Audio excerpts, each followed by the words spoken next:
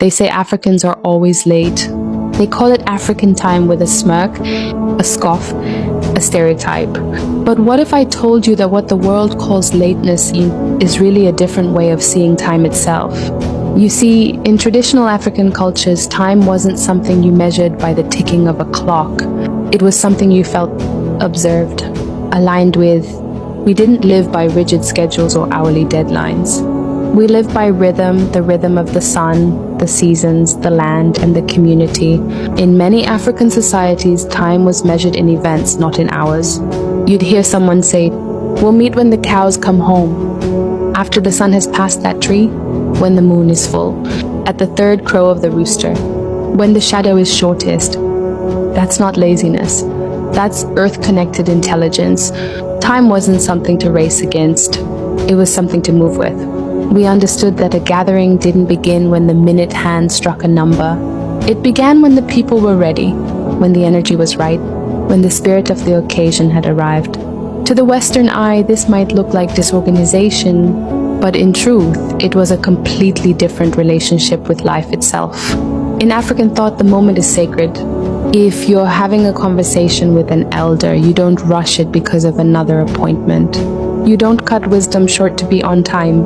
You stay present because presence is power. Even today, many rural African communities still tell time without a watch. The position of the sun, the behavior of animals, the feel of the air, the songs of birds, the alignment of shadows on the ground. This isn't primitive, it's profound. Western time is mechanical. African time is spiritual. One counts minutes, the other values moments. And so when we say African time, we're not just talking about when an event starts. We're talking about an entire worldview, one where life flows in cycles, not straight lines, where community takes precedence over efficiency, where the quality of connection outweighs the speed of completion. So no, we're not lazy. We're not late. We're tuned into a deeper rhythm, the rhythm of ancestors, of nature, of soul. If we really listened to African time, maybe the world wouldn't be in such a hurry to burn out. Have you ever experienced African time? Share your story in the comments. Follow us for more powerful stories about African culture, ancestral wisdom, spirituality, and untold truths about the motherland. The greed of nations and men has too often plunged the world into conflict. When ambition blinds justice and the lust for power overrides mercy, peace crumbles. Only through humility and unity can we silence the drums of war. I'm going to take your souls. We have the power. We decide what's hot. If we don't go, nobody goes. If we don't support, nobody supports. We control what's cool. We control what's hot. We control what your kids listen to, what they dance to. We control what's in video games. We control how they wear their pants, sag their pants. We control everything. To the brave youth of Africa, to my fellow leaders, to the heart of our continent, our communities, and to every African living across the world, this message is for you. Africa is not poor. We have been made to believe we are poor. But the truth is, Africa is the richest continent on earth. Europeans have always defamed heroes, because colonialism wasn't just about stealing land. It was about stealing memory. It was about rewriting who deserved to be remembered and who deserved to be erased. And when they couldn't erase, when the drumbeat of revolution was too loud, when the people refused to die quietly, they did what cowards do. They lied. They slandered. They distorted. They named every act of resistance a crime, called every rebellion disorder, every revolutionary a tyrant, every freedom fighter a warlord, because they knew something that most history books still won't admit. The heroes of the colonized were the executioners of empire. Let's be precise. Haiti, Toussaint Louverture, organized the only successful slave revolution in history. He defeated France, Spain, and Britain in battle.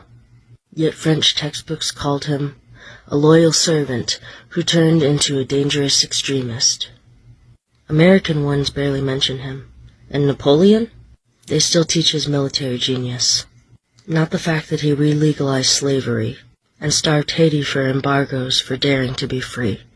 Burkina Faso, Thomas Sankara, renamed the country from Upper Volta, a name the French gave it based on a river, to Burkina Faso, land of upright people. He banned female genital mutilation, ended government corruption, and made the country food self-sufficient in 4 years. But go read Western media from the time. They called him anti-West, too idealistic, a dictator in disguise. Why? Because he told the IMF, World Bank, and France to go to hell. And that's the one thing Europe can't forgive. Sovereignty. The Congo. Patrice Lumumba's only crime was wanting an Africa that didn't bow. He warned that colonialism never left, just changed its clothing. Belgium tortured and assassinated him with CIA help. Then they kept his tooth. Yes, Europe literally extracted and hoarded his remains like relics. And for 60 years, European journalists called his death necessary. Only in 2022 did they reluctantly give the tooth back. A single tooth. No apology. No indictment. Kenya, Dedan Kimathi, led the Mau Mau rebellion against British rule. He was executed by the British in 1957. For decades, Britain called him a terrorist. They buried him in an unmarked grave. Meanwhile, they ran concentration camps. Yes, literal ones. For Kikuyu civilians, tortured children, and castrated prisoners. But somehow Kimathi was the savage? India, Bhagat Singh, was 23 when the British hanged him. The Empire called him a dangerous anarchist. Today they say he was too radical, because he didn't ask for freedom. He demanded it. The Philippines, Andres Bonifacio, founder of the Katipunan revolutionary movement, was branded by Spanish friars as a bandit. His crime? Declaring independence from Spanish rule and trying to redistribute land. Europeans always found brown revolutionaries more dangerous than brown kings. Because a revolutionary doesn't just want a crown, he wants justice. The Americas, every indigenous leader who resisted genocide was labeled a criminal. Crazy horse? Hostile? Sitting bull? Threat to order. Tupac Amaru II? Traitor to Spain. Tecumseh? Enemy of civilization. And civilization? The ones that used smallpox blankets and massacred entire cities?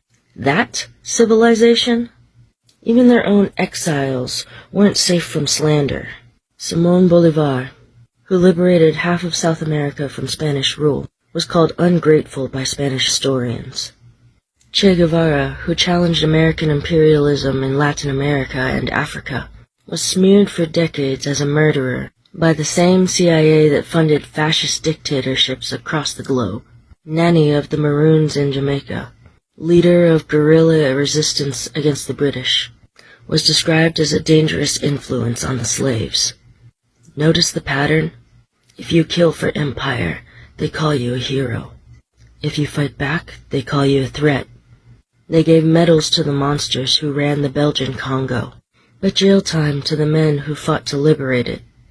They put Winston Churchill, who starved millions in Bengal, on the 5-pound note, and put revolutionaries in unmarked graves.